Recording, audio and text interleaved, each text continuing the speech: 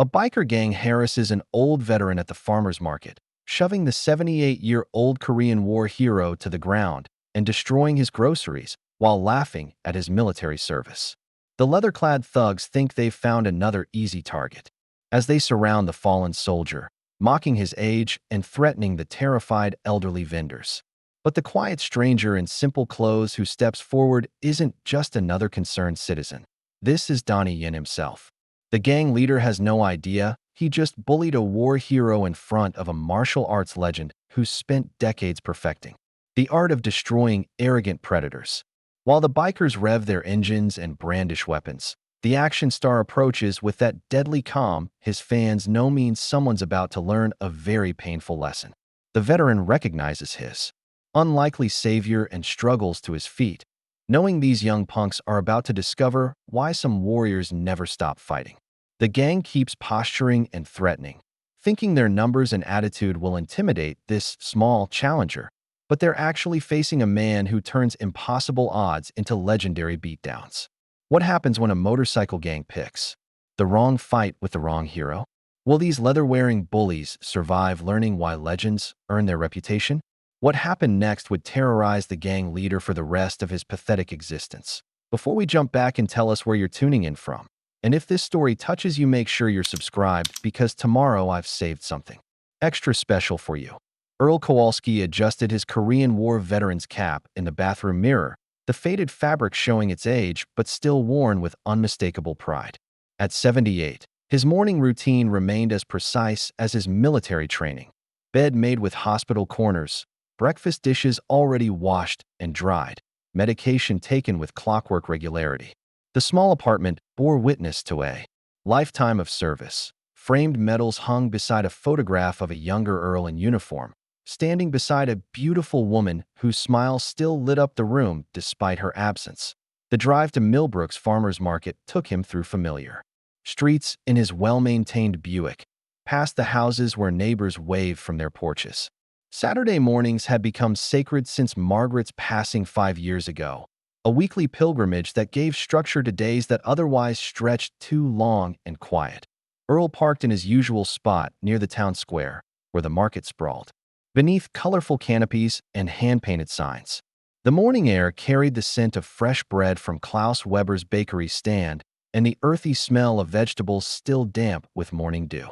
Children darted between the stalls while their parents examined produce, creating the kind of small-town scene that reminded Earl why he'd fought in a war half a world away. "Morning, Earl." Martha Brennan called from her vegetable stand, her weathered hands already busy arranging tomatoes in neat rows. At 74, she moved with the careful precision of someone who'd learned to work through arthritis pain. "Got some beautiful tomatoes today. Picked them fresh yesterday." Earl smiled, selecting the ripest ones while Martha added extras to his bag without being asked.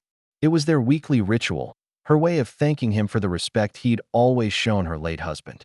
From Martha's stand, he made his way to Klaus Weber's bakery display, where the German immigrant's thick accent couldn't diminish the warmth of his greeting, then to the flower vendor for his weekly bouquet.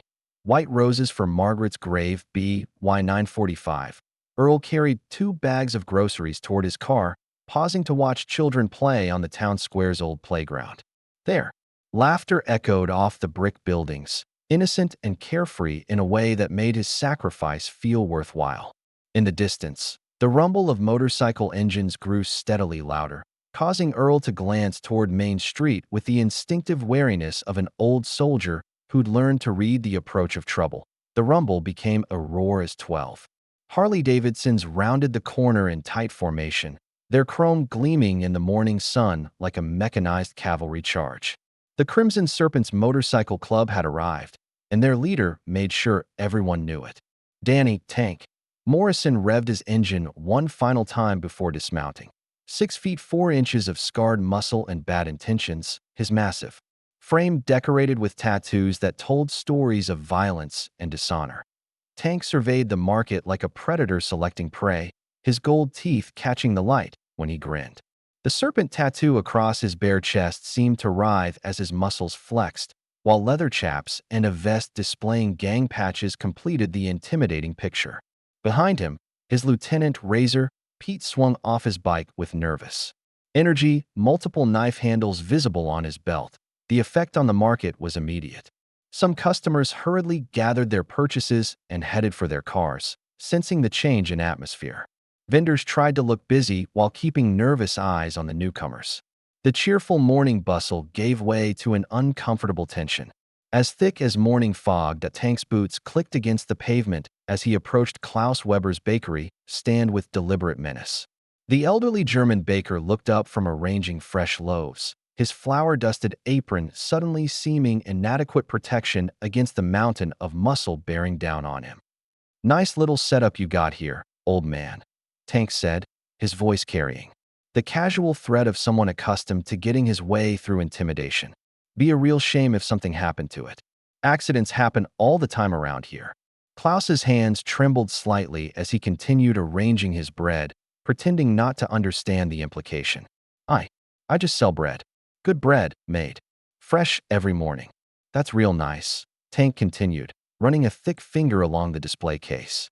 "Thing is, running a business can be dangerous. Vandalism, theft, fires, lots of risks. Lucky for you, the Crimson Serpents provide protection services. 200 a week keeps all those bad things from happening." Klaus's face went pale. 200? But I barely make enough to pay my rent and buy flour. Tank slammed his fist down on the display case, sending loaves scattering across the ground. "Then you better find new ways to make money, Grandpa, because this ain't a negotiation." His cold eyes swept across the market, searching for his next victim, and settled on Martha Brennan's vegetable stand where the elderly woman was trying to make herself invisible behind her tomato display. Martha Brennan's hands shook as she watched Tank Morrison's bulk approach her modest vegetable stand. At 74, she'd weathered many storms in her life. The death of her husband, the struggle to make ends meet on a teacher's pension, the daily battle with arthritis that made every movement painful. But nothing had prepared her for the cold malice in the giant biker's eyes. Tank deliberately knocked over her carefully arranged basket of apples with his boot, sending the fruit rolling across the pavement. Well, what do we have here? Another entrepreneur who needs our protection services. Please, Martha whispered, her voice barely audible above the market's nervous murmur. I'm just an old woman trying to make a living. These vegetables are all I have. That's real touching, Grandma. Tank sneered, picking up her cash box and shaking it like a rattle.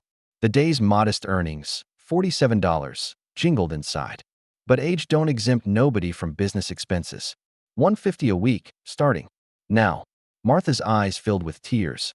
On a good week, she might clear $200 after paying for seeds, fertilizer, and gas for her ancient pickup truck. Tank's demand would leave her with barely enough to survive, let alone maintain her small garden plot behind her cottage. I can't afford that much, she pleaded. Maybe if you could take $25? I give good vegetables, always fresh. Razor Pete appeared beside his leader, his scarred face twisted in amusement. Boss, maybe we should redecorate this place. Help the old lady understand how things work around here. 30 feet away, Earl Kowalski finished loading his groceries into his Buick's trunk. Margaret had always loved Martha's tomatoes, praising their taste and the kindness of the woman who grew them. When he heard Martha's frightened voice carrying across the market square, saying, "Please, I'm just an old woman," something deep inside his chest tightened like a fist. Earl set down his bags with deliberate care and turned toward Martha's stand. His slight limp became less noticeable as his military bearing reasserted itself, shoulders back, spine straight, eyes focused with the intensity that had served him well in Korea when young soldiers looked to him for leadership under fire. The distance between his car and Martha's stand might as well have been the gap between right and wrong, and Earl Kowalski had never been one to stand on the wrong side of that line. That's enough. His voice cut through the tension with the authority of someone accustomed to being obeyed. Leave the lady alone.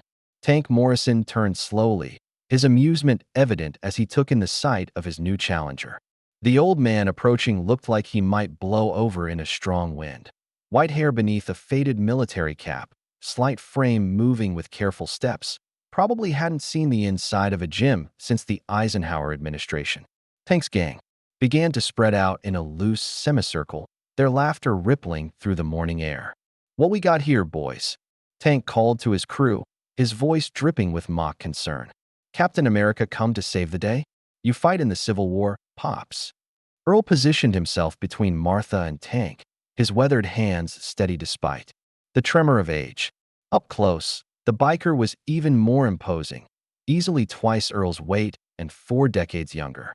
But Earl had faced worse odds in Korea, when Chinese soldiers had seemed to pour endlessly over frozen hills while he and his squad held a bridge that meant the difference between evacuation and massacre. Sir, I serve my country with honor, Earl said, his voice calm and measured. Now I'm asking you respectfully to leave this woman be. She's done nothing to deserve your threats. Tank's amusement curdled into something darker. Being challenged by an elderly man in front of his gang was exactly the kind of disrespect that demanded a violent response. You got some stones, old man. I'll give you that. But you picked the wrong day to play hero. Earl helped Martha collect her scattered apples while keeping his eyes on Tank, using movements that spoke of military training even after all these years. He'd learned long ago that showing fear only encouraged bullies, and despite the odds, he felt the familiar calm that had served him in combat situations. Martha, you just step back now, Earl said quietly, patting her shoulder with gentle reassurance. Everything's going to be fine. Tank's patience evaporated. With a snarl, he shoved Earl hard in the chest with both hands, sending the elderly veteran stumbling backward into Martha's tomato display.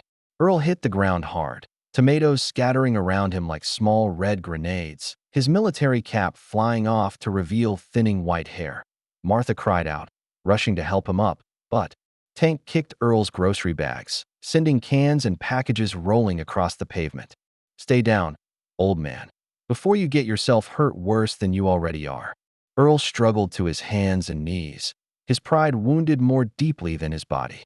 As he reached for his veteran's cap, determined to stand again despite the pain. Shooting through his ribs, a quiet voice spoke in lightly accented English. Perhaps you gentlemen should move along. Every head in the market square turned toward the calm voice. Near Uncle Chen's traditional medicine shop, a man in his mid-50s stood watching the confrontation with the stillness of deep water. Average height and lean build, he wore simple, dark pants and a plain gray shirt that suggested someone who preferred to blend into crowds rather than stand out from them. The stranger stepped forward with fluid, confident movement, his posture relaxed but alert in a way that suggested coiled potential. His dark eyes never left Tank as he approached, hands loose at his sides, moving with an economy of motion that spoke of perfect body control. The gentleman asked you to leave the lady alone, he said, his accented English precise and measured. Perhaps it's time you listened. Tank sized up this new challenger, noting the Asian features and the calm demeanor that seemed completely unaffected by the presence of a dozen armed bikers. After the embarrassment of being defied by an old man, here was another do-gooder who apparently didn't understand how things worked in the real world. Another old-timer thinks he's tough? Tank's voice carried to every corner of the market. You picked the wrong day to play hero, Jackie Chan. Maybe you didn't notice, but this is serpent territory now. The stranger simply nodded politely and took a small step back, giving himself room to move. To most observers, it looked like a retreat, but something in the subtle shift of his stance suggested otherwise. His weight settled differently on his feet, his shoulders relaxed in a way that paradoxically made him seem more dangerous rather than less. Razor Pete moved to Tank's left, his hand drifting toward one of his knives. Boss, want me to teach this guy some manners? From the doorway of his herb shop, an elderly Chinese man watched the confrontation with growing concern. Uncle Chun recognized his nephew immediately, though Donnie's identity remained unknown to everyone else in the market. Chin's weathered hands gripped the doorframe as he witnessed the dangerous situation developing in front of his store. The market had gone completely silent now, customers and vendors frozen as they watched the standoff unfold. Even the children had stopped playing, sensing the electric tension crackling through the morning air like the moment before a thunderstorm breaks. Tank cracked his knuckles with deliberate menace as Razor Pete and 2 other gang members, Spider and Meat Hook, spread out to surround the stranger. Market customers backed away instinctively, creating a 20-foot circle around the confrontation. Martha helped Earl to his feet, both watching anxiously as the violence they'd tried to prevent seemed inevitable. Last chance to walk away, hero, Tank growled, rolling his massive shoulders like a boxer preparing for a bout. You got no idea what you're stepping into. The stranger's response was almost conversational. I understand perfectly. You're threatening innocent people who cannot defend themselves. That makes this very simple. Tank threw the first punch, a massive haymaker aimed at ending the fight immediately. His fist, roughly the size of a dinner plate, whistled through the morning air with enough force to drop a horse.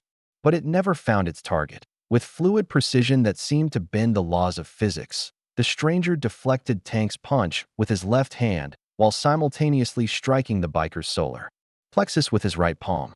The technique was so fast, so perfectly executed, that most observers missed it entirely. Tank doubled over, gasping for air he couldn't find. Razor Pete lunged forward with a knife, the blade flashing in the sunlight. But the stranger trapped. His wrist, with movements that flowed like water, applied pressure with surgical precision, and the weapon clattered harmlessly to the pavement. In the same motion, he swept Razor's legs, dropping the scarred lieutenant hard onto the concrete. Spider and Meat Hook attacked together, thinking their combined assault would overwhelm their opponent. Instead, they found themselves facing someone who moved with supernatural grace, each defensive technique flowing seamlessly into a devastating counterattack. His fighting style was pure Wing Chun, efficient, beautiful, and absolutely lethal when applied with this level of mastery. In less than 90 seconds, for bikers lay groaning on the pavement while their opponent hadn't even broken a sweat. His breathing remained calm and controlled, his stance ready for whatever came next. An elderly market customer squinted at the stranger, recognition dawning slowly. "My God," she whispered, her voice carrying across the stunned silence. "That's Donnie Yen." The whisper spread through the crowd like wildfire as people realized they'd just witnessed a martial arts legend in action. Tank Morrison wiped blood from his split lip as the murmur "Donnie Yen" rippled through the gathering crowd like electricity through water. Several marketgoers held up their phones, suddenly realizing they were witnessing something extraordinary. Tank's remaining gang members helped their groaning comrades to their feet, the confidence draining from their faces as they processed what had just happened. The legendary martial artist stood calmly in the center of the chaos he'd created, showing no signs of exertion despite having just dismantled four armed men with his bare hands. When Earl extended his hand with military precision, Donnie bowed, slightly before accepting the handshake. "Thank you, sir." Earl Kowalski, Korean War veteran. Donnie Yen. "The honor is mine, Mr. Kowalski." Their grip was firm, the mutual respect evident to everyone watching. Here were two warriors from different worlds, united by their willingness to stand between predators and innocent people. Martha tearfully approached, trying to press vegetables into Donnie's hands as payment, but he politely declined while helping her reorganize her scattered produce. "Please, you saved my livelihood," Martha insisted, her voice trembling with gratitude. "I have to give you something." "Your safety is payment enough," Donnie replied with genuine warmth, his humble demeanor contrasting sharply with the devastating skills he'd just demonstrated. The crowd buzzed with excitement and disbelief. Children who'd grown up watching Donnie's films stared in awe, while their parents snapped photos and asked for autographs. Donnie remained gracious, but clearly uncomfortable with the attention, more concerned with checking on Earl's condition than basking in adulation. Tank struggled to his feet, his face burning with humiliation. Being defeated was bad enough, but being defeated in front of his entire gang by someone half his size had destroyed his carefully cultivated reputation. His authority depended on fear and intimidation, both of which had just evaporated like morning mist. "This ain't over," he snarled, motioning his battered crew toward their motorcycles. Not by a long shot. As the gang mounted their bikes, Tank pulled out his phone and dialed. The engines roared to life, leaving tire marks on the peaceful town square as they sped away. Earl noticed the phone call and mentioned it to Donnie with the tactical awareness of an old soldier. "That one's planning something. I've seen that look before." Uncle Chun hurried from his traditional medicine shop, his weathered face creased with worry and relief as he embraced Donnie warmly. "Nephew, I saw everything. Are you hurt?" The crowd's excitement intensified as they realized the connection. The legendary Donnie Yen wasn't just passing through their small town. He was visiting family. Earl introduced himself to Uncle Chun with the courtly manners of his generation, and the elderly shopkeeper's face lit up with recognition. "Ah, Mr. Kowalski, you buy ginseng tea for me sometimes. Your late wife? She was very kind lady." As Uncle Chun and Earl chatted like old neighbors, Donnie helped Martha finish cleaning up her stand. Market customers approached respectfully, some asking for autographs, others simply thanking him for standing up to the bikers. Through their conversations, Donnie learned that the Crimson Serpents had been terrorizing local businesses for months. "They come every few weeks," Klaus Weber explained, his German accent thick with frustration. "Always demanding money, threatening to destroy what we've built. When we call police, they say is not enough evidence." Earl's expression darkened. "Sheriff Hutchins has been less than helpful with gang problems. Some of us have wondered why." Uncle Chin nodded grimly. "I document everything, dates, times, license plates. But nothing changes. They get bolder every month." The picture emerging was of a systematic campaign of intimidation targeting the most vulnerable members of the community, elderly business owners with no one to protect them. Donnie felt his jaw tighten as he considered the implications. Meanwhile, 5 miles outside town at an abandoned gas station, Tank's gang regrouped. His phone conversation continued with growing intensity. "Sheriff, we got a problem. That martial arts movie star is in town." "Yeah, Donnie Yen. He just humiliated me in front of half the town." The voice on the other end was calm, professional. "Relax, Danny. We'll handle this. Meet me at the warehouse tonight.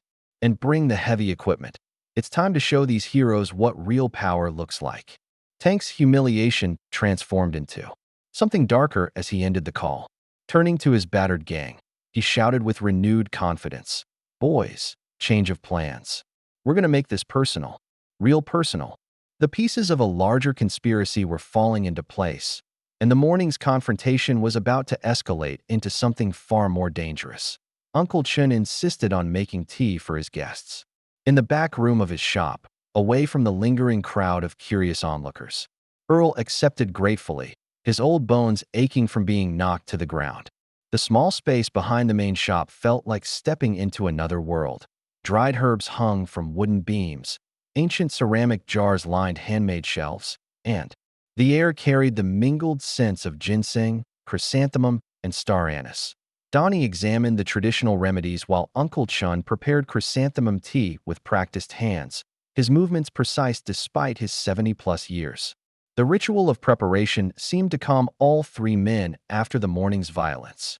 "I came from Hong Kong 20 years ago," Uncle Chun explained as he poured steaming tea into delicate cups. "Started with nothing but knowledge of traditional medicine. This community, they welcomed me, made me part of their family." Earl sipped his tea thoughtfully. "Margaret used to buy herbs here for her arthritis. Said your remedies worked better than anything the doctors prescribed." The conversation revealed common ground between 3 generations of honorable men. Uncle Chun had been a police officer in Hong Kong before immigrating, while Earl shared stories of his Korean War service. Donnie spoke quietly about using his martial arts platform to help others, finding purpose beyond entertainment. "The gang problem is worse than today," Earl revealed, his military bearing evident even while sitting. "They've been systematically targeting elderly business owners for months. Anyone who complains to police gets told there's insufficient evidence." Uncle Chin nodded grimly. "I keep detailed records, dates, times, license plates, photographs. But Sheriff Hutchins, he says we need witnesses willing to testify." "Who will testify when they threaten to burn down your business?" The pattern was clear: vulnerable targets, official indifference, and escalating boldness. Donnie felt anger building beneath his calm exterior. This wasn't random crime, but organized predation designed to exploit the weakest members of society. Around 2 o'clock, police sirens interrupted their conversation. Through the shop window, they watched Sheriff Bradley Hutchins emerge from his patrol car with 2 deputies, his heavy frame moving with purposeful strides toward Uncle Chin's shop. "Uncle," Chin whispered urgently, "that's Sheriff Hutchins. He's never helpful when we report problems." Earl's expression darkened with recognition. Something's not right here. Sheriff Hutchins entered Uncle Chin's shop without knocking, his hand resting casually on his service weapon. His deputies, Officers Burke and Mendez flanked the doorway like sentries.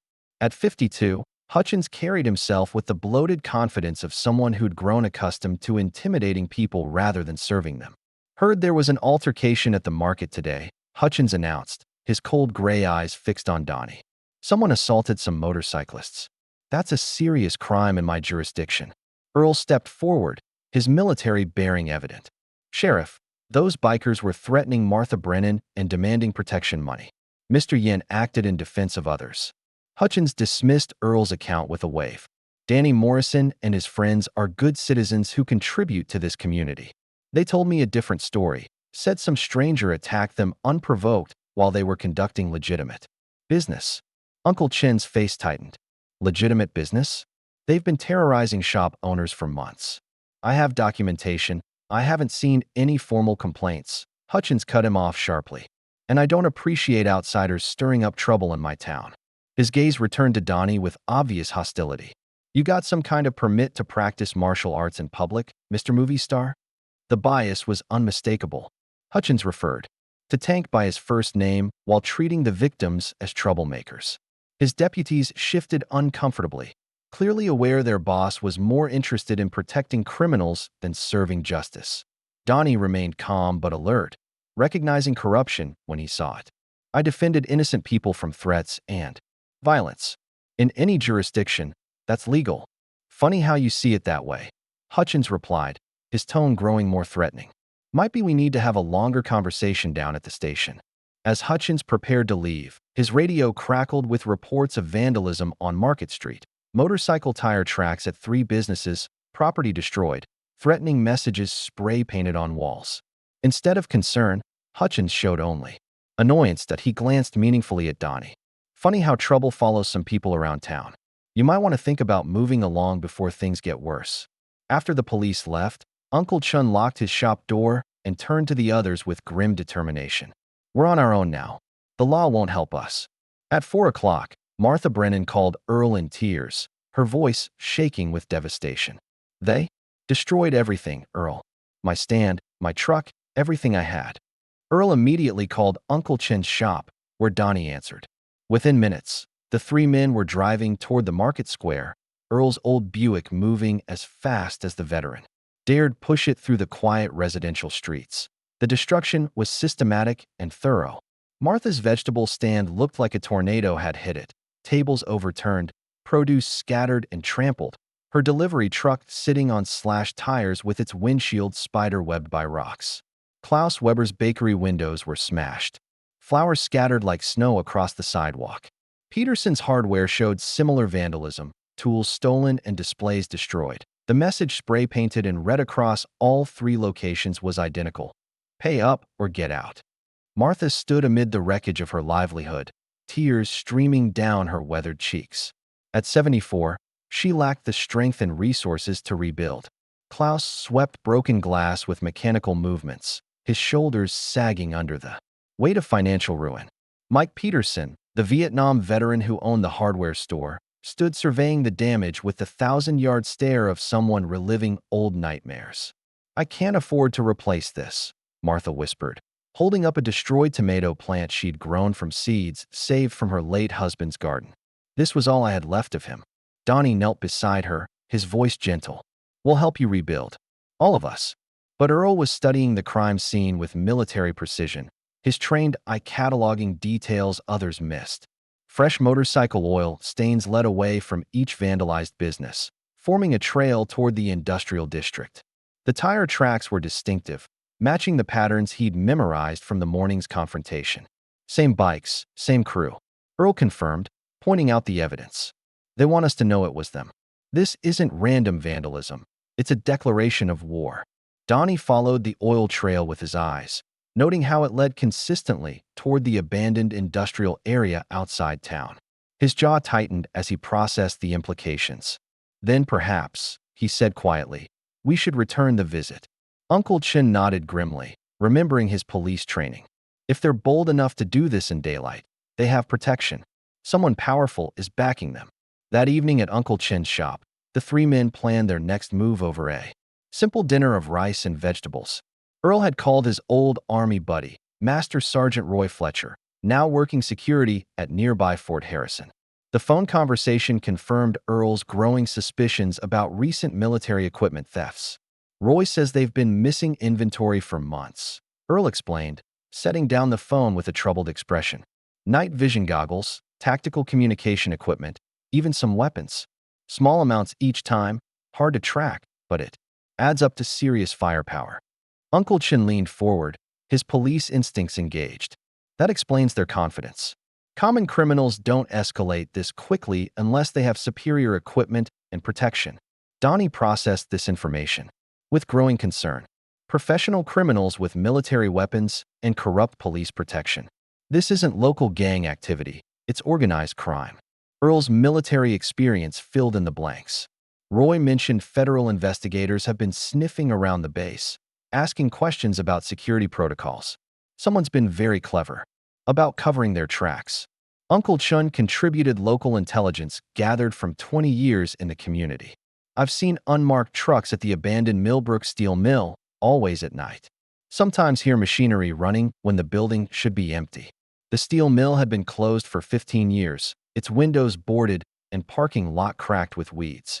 But Uncle Chin's herb-gathering walks had taken him past the facility numerous times, and his police training made him observant of unusual activity. Around 9 o'clock, they drove past the abandoned facility in Earl's Buick, headlights off and engine running quietly.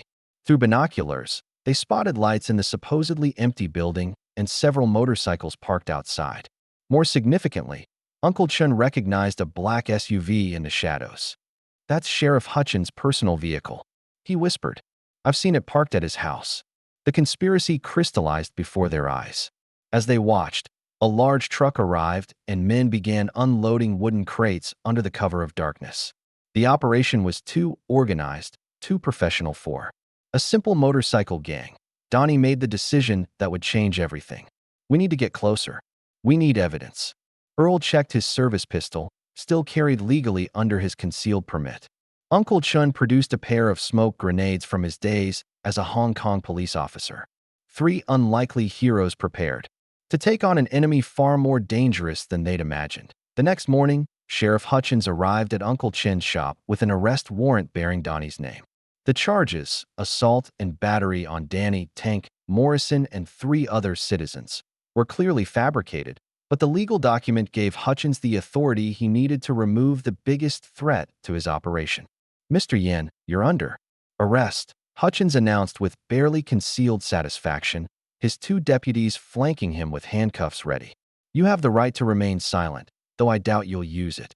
Uncle Chun protested vigorously. This is outrageous. My nephew defended innocent people from criminals. Your nephew assaulted upstanding members of this community. Hutchins replied coldly. The law applies to everyone, even movie stars. Donnie submitted peacefully to arrest, recognizing that resistance would only escalate the situation and potentially endanger his uncle and Earl. As they placed him in handcuffs, he quietly told Uncle Chun and Earl to be careful, his eyes conveying the urgency of an unspoken warning. The timing was clearly coordinated. Within minutes of the patrol car leaving, motorcycle engines roared as the Crimson Serpents arrived in overwhelming force. 12 gang members surrounded Uncle Chin's shop, but this time they carried military-grade equipment, automatic weapons, tactical gear, and body armor that transformed them from street thugs into a paramilitary unit. Tank Morrison dismounted his bike with newfound confidence, an assault rifle slung across his massive chest. The humiliation of the previous day had been replaced by cold determination and superior firepower. His gang spread out with military precision, covering all escape routes from the herb shop. Where's your kung fu hero now? Tank shouted through a megaphone, his amplified voice echoing off the surrounding buildings. Come out and face justice like men. Uncle Chun and Earl barricaded themselves inside the shop, Earl's military experience guiding their defensive preparations. Through the windows, they could see the overwhelming odds, heavily armed criminals with professional equipment and unlimited confidence. They planned this perfectly, Earl observed grimly, checking his service pistol. Remove Donnie, then eliminate the witnesses. Uncle Chun activated his police scanner, hoping to call for genuine law enforcement assistance. Instead, they heard only routine traffic, no emergency response, no backup coming. They were truly on their own against an enemy that had every advantage. Except moral authority. At the police station, Hutchins left Donnie handcuffed in an interrogation room while stepping outside to coordinate with the bikers. Through the window, Donnie watched the sheriff signal Tank's gang, who had positioned themselves around the building like a military perimeter. The trap was perfectly orchestrated. They would claim Donnie was attempting to escape custody when they killed him. Hutchins returned and unlocked Donnie's handcuffs with theatrical concern. Oops, looks like our prisoner might try to flee. Terrible shame when suspects resist arrest. The interrogation room door stood open, an obvious invitation to escape into the waiting ambush. But Donnie had spent decades studying action sequences and understanding how to exploit environments. While Hutchins coordinated with Tank outside, Donnie tested the window lock. Corroded by years of neglect, it gave way with gentle pressure. Tank and 4 gang members burst through the front entrance, automatic weapons ready, expecting to find their target helpless and restrained. Instead, they found the interrogation room empty, handcuffs neatly placed on the table, and a window open to the alley behind the building. "Where is he?" Tank roared, his professional demeanor cracking. The place was surrounded. Donnie had already disappeared into the maze of back alleys behind the police station, using skills learned from countless film shoots combined with genuine martial arts training in stealth and evasion.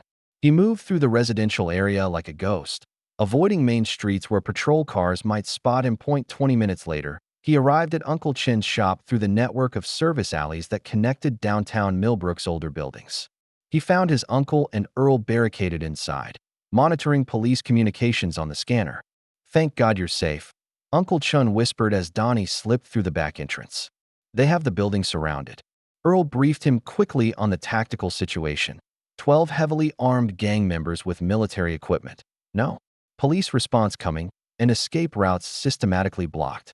The situation had escalated from local crime to urban warfare. Roy Fletcher's voice crackled through Earl's cell phone with disturbing news. Federal agents were en route to investigate the weapons trafficking, but the missing military equipment included enough firepower to outfit a small army. Moreover, the investigation had uncovered connections reaching into federal law enforcement. As Earl hung up, Tank's amplified voice boomed from outside. "Come out now, or we burn down the whole block," building with military precision. Tank wore body armor and carried a megaphone along with his assault rifle, transforming from street thug into battlefield commander. The escalation was complete. This was no longer intimidation but open warfare in the heart of a peaceful community. Earl applied his Korean War experience to assess their defensive position, noting sight lines, cover, and potential escape routes. Uncle Chun contributed intimate knowledge of the building's layout, including the basement connection to abandoned subway tunnels from the 1940s. Donnie calculated how to neutralize multiple armed opponents in close quarters. "We can't win a firefight against this firepower," Earl stated with military pragmatism. "But we can take the fight to them on our terms." Their plan required combining all 3 men's strengths: Earl's tactical knowledge, Uncle Chen's local expertise, and Donnie's combat skills. Rather than wait for the gang to dictate terms, they would strike at the source, the steel mill where the weapons cache was stored. Uncle Chun revealed the building's secret, a basement tunnel that connected to the old Millbrook subway system, abandoned since before World War II. "I explored these tunnels as a boy. They lead to the industrial district." Earl checked his service pistol and spare ammunition, while Uncle Chun produced an unexpected arsenal from his herb shop. Smoke grenades saved from his Hong Kong police days and detailed maps of the underground passages. Using Uncle Chin's knowledge of the tunnel system, they escaped undetected while the gang maintained their siege of the empty building. The tunnels were dark and cramped, filled with decades of debris, but they provided invisible passage beneath the town. They emerged 3 blocks away near Earl's car, the Buick hidden in an alley behind the old library. As they drove toward the steel mill, Earl shared intel from Roy Fletcher. Federal investigators had identified the trafficking network but didn't know about local corruption. "Roy's sending real federal agents," Earl explained, "but they won't arrive until tomorrow. We're still on our own tonight." Uncle Chun checked his smoke grenades while Donnie prepared mentally for what would likely be the most dangerous fight of his life. Three unlikely heroes approached their final battle against an enemy with every advantage except honor. The steel mill loomed against the night sky, its broken windows like dead eyes watching their approach to the abandoned steel mill. Their carefully planned assault initially succeeded beyond expectations. Earl used his military expertise to identify guard positions and patrol patterns. Uncle Chun created diversions with strategically placed smoke grenades, and Donnie systematically neutralized sentries using stealth and precision strikes that left them unconscious but alive. Working as a seamless team, they penetrated the facility's outer defenses and reached the main warehouse. The scope of the criminal operation stunned them. Wooden crates filled with military weapons, communication equipment, and ammunition worth millions of dollars. Donnie photographed everything while Earl documented serial numbers, and Uncle Chun kept watch. Their evidence gathering was interrupted by the arrival of Sheriff Hutchins, who drove up to the mill with surprising confidence for someone visiting a supposedly abandoned building. Hidden in the shadows, they watched him inspect the weapons cache and coordinate with gang members about the morning's final sale to international buyers. Earl managed to contact Roy Fletcher, who immediately dispatched genuine federal agents to the location. For 30 minutes, victory seemed certain. They had evidence, backup was coming, and the conspiracy would be exposed. Tank's gang celebrated prematurely, counting money from advance payments while preparing for the dawn transaction, when black SUVs arrived with flashing lights. Earl, Uncle Chun, and Donnie emerged from hiding with their evidence, expecting vindication. The relief of surviving their dangerous mission made them careless, and they approached the vehicles with grateful exhaustion. But the lead agent greeted Sheriff Hutchins like an old friend. "Sorry we're late, Brad. These civilians giving you trouble?" The crushing realization hit them simultaneously. These weren't federal agents, but Hutchins' contacts in the trafficking network. The conspiracy reached far deeper than local corruption, extending into federal law enforcement itself. Earl whispered desperately into his phone to Roy Fletcher. "It's bigger than we thought. The corruption goes federal. We need real help." But Tank appeared behind them with automatic weapons, his scarred face grinning with victory. "Nobody's making any more phone calls, old man. You three just graduated from witnesses to casualties." The trap had closed perfectly. Professional criminals with federal protection had anticipated every move, and three heroes found themselves completely surrounded with no hope of rescue. Their greatest victory had become their final defeat. Earl, Uncle Chun, and Donnie were forced at gunpoint into the steel mill's main warehouse, where the true scope of the criminal enterprise became horrifyingly clear. This wasn't just local corruption, but an organized weapons trafficking network with tentacles reaching deep into federal law enforcement. The corrupt agents moved with professional precision, their equipment and coordination revealing years of experience in eliminating inconvenient witnesses. The three heroes were systematically separated to prevent coordination. Uncle Chun, the oldest and most fragile, was beaten unconscious by two gang members and dragged to a storage room where his groans echoed off rusted machinery. Earl was zip-tied to a metal chair in the warehouse office, blood trickling from his split lip as Tank prepared to interrogate him about his military contacts. Donnie found himself chained to a support beam in the main warehouse area, positioned where he could witness the full scope of the weapons cache while contemplating his helplessness. Heavy steel shackles secured his wrists, the chains anchored to concrete foundations that had supported industrial equipment for decades. Tank revealed his background with obvious pride. Dishonorably discharged from Army Special Forces for excessive brutality, he'd built the trafficking network using connections from his military service. The corrupt federal agents were actually retired military contractors working for international arms dealers who paid substantially better than government salaries. "You movie stars think you're so tough," Tank sneered, examining a combat knife. While Earl watched helplessly. "Let's see how tough you are when the cameras stop rolling." Sheriff Hutchins provided local protection in exchange for a substantial cut of profits, his badge serving as perfect cover for the operation. Small-town corruption had evolved into international crime, with Millbrooks serving as a distribution hub for weapons destined for global black markets. Around midnight, Tank received a phone call confirming the morning's major sale. International buyers would arrive by boat at dawn to purchase the entire weapons cache. Earl overheard enough to understand the urgency. By sunrise, the evidence would disappear forever, along with anyone who could testify about the conspiracy. Uncle Chun regained consciousness briefly, whispering to himself in Cantonese before slipping back into darkness. The three heroes who had stood together against injustice now faced their darkest hour in isolation, each contemplating failure and the innocent people they'd been unable to protect. At T2 in the morning, Donnie sat chained in the warehouse, surrounded by the evidence of corruption he could no longer expose.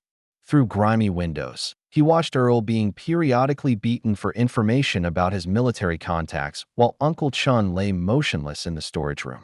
The gang celebrated their impending payoff with bottles of stolen liquor, their laughter echoing off the metal walls. For the first time in years, Donnie questioned whether his life had any real meaning.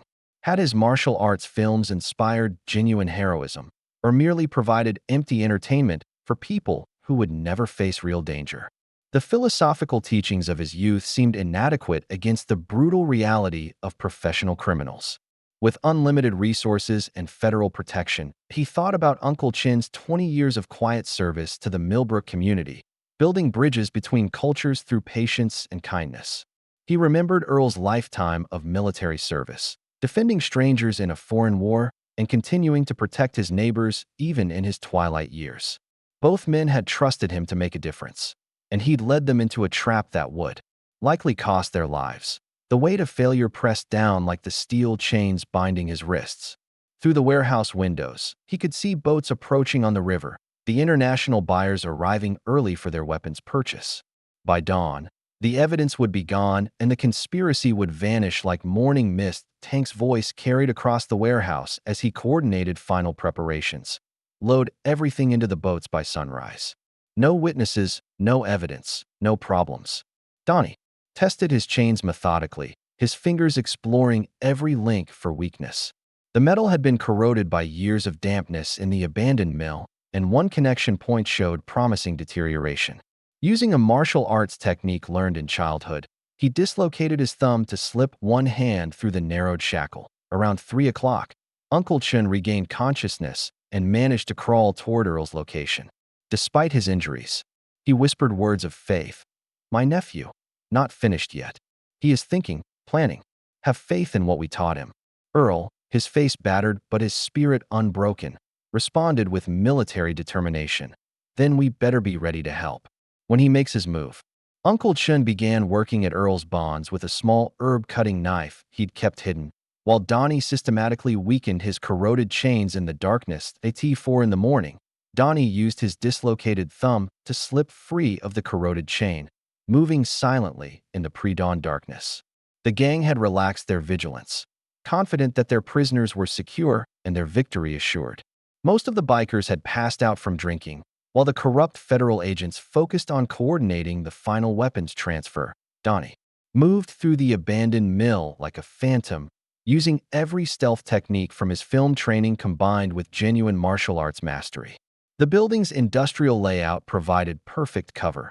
Massive machinery, conveyor belts, and support structures created shadows where a skilled infiltrator could move undetected. He neutralized guards silently, one by one, using pressure point techniques that rendered them unconscious without permanent damage. Each takedown was calculated and precise, designed to eliminate threats without alerting the remaining criminals. His years of studying martial arts philosophy guided his actions. Use only necessary force, protect the innocent, minimize harm, even to enemies. Working systematically toward the storage room, Donnie found Uncle Chin conscious but badly injured. His uncle's weathered face showed relief and pride as his nephew carefully lifted him to a safer location behind abandoned equipment. "Can you walk?" Donnie whispered. Uncle Chin nodded weakly. "I can help. This is my town too." Together, they reached Earl, who had been partially freed by Uncle Chin's earlier efforts with the herb knife. The old soldier's eyes blazed with determination despite his injuries. "Can you fight?" Donnie asked. Earl's response was pure military resolve. "Son, I've been fighting longer than you've been alive. The three men surveyed their situation as dawn approached. Through the warehouse windows, they could see the international buyer's boat anchored at the river dock, professional soldiers disembarking with their own security team. Tank coordinated with Sheriff Hutchins and the corrupt agents to prepare for the final transaction. "We've got maybe 30 minutes before this place is crawling with international criminals," Earl observed, checking his watch. Uncle Chun, despite his injuries, insisted on contributing. "I know every passage in this building from my youth. There are ways to move they don't know about." Donnie prepared mentally for the most important fight of his life, not for fame or entertainment, but for justice and the protection of innocent people who depended on them. As the sun rose at 5:30, a large speedboat approached the river. Dock adjacent to the steel mill, 8 heavily armed buyers disembarked, professional soldiers from an unnamed foreign organization, moving with military precision that marked them as elite operatives rather than common criminals. Tank coordinated with Sheriff Hutchins and the corrupt federal agents to finalize the weapons transfer that would net millions in profits. Earl used his Korean War experience to identify optimal positions for their desperate assault, noting sight lines, cover, and escape routes throughout the mill's industrial maze. Uncle Chin's knowledge of the building's layout from his youth proved invaluable. Hidden passages, emergency exits, and structural weaknesses that could be exploited tactically. Donnie prepared to engage multiple armed opponents simultaneously, knowing this would require every technique he'd mastered over decades of training. Unlike choreographed film fights, this battle would be lethal, chaotic, and unforgiving. They executed a coordinated three-pronged attack designed to maximize confusion and minimize their exposure to superior firepower. Earl created diversions, using his remaining ammunition and military tactics, drawing attention while providing covering fire. Uncle Chin triggered fire alarms and emergency lighting systems, creating chaos that masked their movements. Donnie engaged in direct combat, using the industrial environment to his advantage. The initial assault succeeded partially. They eliminated several guards and disrupted the weapons sale, forcing the international buyers to take defensive positions, rather than complete their transaction. But their small victory was short-lived as professional soldiers rallied under Tank's leadership. The corrupt federal agents coordinated a systematic counterattack, using their law enforcement training to organize the criminal response. The international buyers proved to be combat veterans who didn't panic under fire, instead forming defensive perimeters and calling for reinforcements. Within an hour of fighting, the three heroes found themselves trapped on the mill's main floor, surrounded by enemies with superior numbers and firepower. Earl had taken a bullet in the shoulder, but continued fighting with grim determination. Uncle Chun could barely stand but refused to abandon his companions. Even Donnie showed signs of exhaustion after engaging dozens of opponents in continuous combat. Tank Morrison, enraged by the disruption of his profitable empire, armed himself with military-grade weapons and body armor. His face twisted with fury as he approached for the final confrontation that would determine whether justice or corruption would triumph in Millbrook. Tank Morrison strapped on military body armor and hefted an automatic rifle, his scarred face twisted with rage at seeing his criminal empire crumbling around him.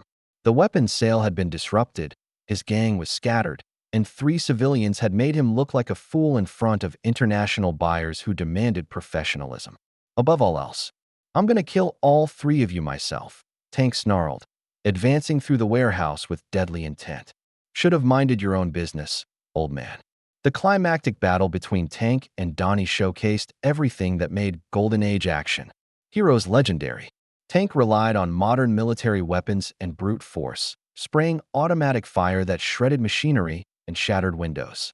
Donnie countered with traditional martial arts enhanced by intelligence and environmental awareness, using the mill's industrial landscape to neutralize his opponent's firepower advantage. The fight ranged throughout the steel mill's maze of catwalks, conveyor belts, and heavy machinery. Donnie used Wing Chun's flowing techniques to stay mobile, never allowing Tank to pin him down with sustained fire. When Tank's rifle jammed, Donnie closed the distance with lightning speed, but the gang leader's size and armor made him formidable. In close combat, Tank fought with desperate fury, knowing his criminal enterprise was finished if he couldn't eliminate the witnesses. His military training made him dangerous even without weapons, but rage clouded his tactical judgment. Donnie remained calm under pressure, waiting for openings while avoiding Tank's devastating attacks. The battle reached its climax on the mill's upper catwalk, where Tank cornered Donnie near the old blast furnace. With nowhere to retreat, Donnie seemed trapped as Tank raised his rifle for the killing shot. But Earl, despite his shoulder wound, provided the crucial distraction by hurling a piece of heavy machinery debris that spoiled Tank's aim. The momentary opening allowed Donnie to deliver a decisive wing chun chain punch combination that sent Tank crashing through the catwalk railing. However, Tank's final act of desperation changed everything. As he fell, he triggered an explosive device strapped to his chest. If he couldn't win, he would bring down the entire mill with everyone inside. The timer showed 90 seconds before detonation, and they were trapped on the upper level with limited escape routes. With 90 seconds before the building exploded, Donnie helped Uncle Chun toward the emergency exit while Earl provided covering fire against the remaining gang members. The corrupt federal agents had fled when they realized Tank's explosive device would destroy all evidence of their involvement, leaving only the most loyal bikers to face the inevitable. Sheriff Hutchins appeared in the main corridor with his service weapon drawn, blocking their escape route with cold determination. The corrupt lawman had decided to eliminate all witnesses rather than face exposure and prosecution for his crimes. "You should have taken the hint and left town," Hutchins snarled, raising his pistol. "Now you're all gonna die in an industrial accident." The desperate firefight that followed tested every man's courage and resolve. Earl, despite his wounded shoulder, drew fire away from Donnie and Uncle Chun by advancing directly at Hutchins with his service pistol. The old soldier moved with the tactical precision learned in Korean War battles, using cover and movement to close the distance. With 60 seconds remaining on Tank's timer, Earl made the ultimate sacrifice that defined his character. Despite his age and injuries, he charged Hutchins's position to protect his companions, taking multiple hits but continuing to advance until his ammunition was exhausted. "Go!" Earl shouted to Donnie and Uncle Chun as he fell. "Get out of here!" Donnie carried Uncle Chun toward the exit as Earl's sacrifice created the opening they needed. The old veteran's final act embodied everything the target audience cherished: duty before self, protection of the innocent, and completion of the mission regardless of personal cost. With 30 seconds remaining, the building's structure began failing as Tank's explosive device prepared to detonate. Donnie managed to carry Uncle Chun clear of the mill just as the massive explosion destroyed the warehouse, eliminating the weapon's cache and most of the criminal evidence that in the aftermath. As emergency vehicles finally arrived, Donnie knelt beside Earl, who had survived the explosion but was critically injured. Blood stained the old soldier's shirt, but his eyes remained alert and determined. Did we get them all?" Earl whispered, his voice barely audible above the sirens. Donnie nodded, tears in his eyes. "We got them all, my friend. The town is safe." Earl smiled weakly, his duty finally complete. Margaret would be proud. 3 days later, Earl lay in Millbrook General Hospital, alive but recovering from serious injuries sustained in the steel mill explosion. Real federal agents, summoned by Roy Fletcher when Earl's emergency calls finally reached legitimate authorities, had arrested the surviving members of the trafficking network, including Sheriff Hutchins and the corrupt federal contractors. The investigation revealed the conspiracy's staggering scope: weapons stolen from military bases across 3 states, sold to international criminal organizations, with profits shared among corrupt officials at multiple levels of government. The case made national news, with Donnie Yen praised as a real-life action hero who helped break up an international arms trafficking ring. Roy Fletcher arrived from Fort Harrison to personally thank Earl for his service. "The weapons you helped recover would have armed terrorists. For decades, you saved countless lives, my friend." Earl deflected the praise with characteristic humility. "Just did what any soldier would do. Protect the innocent, complete the mission." Uncle Chun recovered from his injuries with the resilience of someone who'd survived multiple hardships. His herb shop reopened within a week, now bearing a small plaque commemorating the heroes of Millbrook who'd risked everything to protect their community. Donnie consistently deflected media attention, crediting Earl's courage and Uncle Chin's local knowledge for their success. When reporters asked about his martial arts heroics, he redirected focus to the real issues: community safety, protecting vulnerable citizens, and honoring those who serve others. The market vendors who'd been terrorized by the gang visited Earl daily in the hospital. Martha Brennan brought vegetables from her rebuilt stand, funded by community donations. Klaus Weber provided fresh bread baked specially for Earl's recovery. Mike Peterson presented a custom-made walking cane to replace the one Tank had broken, carved with military insignia honoring Earl's service. "This is what we fought for," Earl said tearfully as he accepted their gifts. Good people being able to live in peace, building something beautiful together. The bonds forged in crisis had created a stronger community, with neighbors looking out for each other and refusing to tolerate those who preyed on the vulnerable.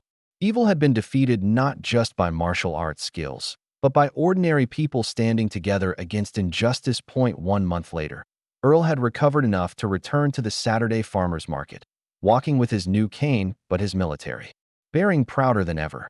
The market bustled with normal activity: families shopping, children playing, vendors calling out prices for fresh produce. The fear that had gripped Millbrook for months had been replaced by renewed community spirit. Uncle Chin's herb shop had reopened with a new sign reading Traditional Medicine and Community Center. Earl stopped by for his usual ginseng tea, where Uncle Chun mentioned that Donnie was preparing to leave town now that the crisis had passed. "He says his work here is finished," Uncle Chun explained, preparing tea with his customary precision. "But I think this experience changed him. He understands now that being a hero isn't about movies. It's about standing up when others cannot." Earl found Donnie at the town square, sitting quietly on a bench and watching the peaceful scene they'd fought to preserve.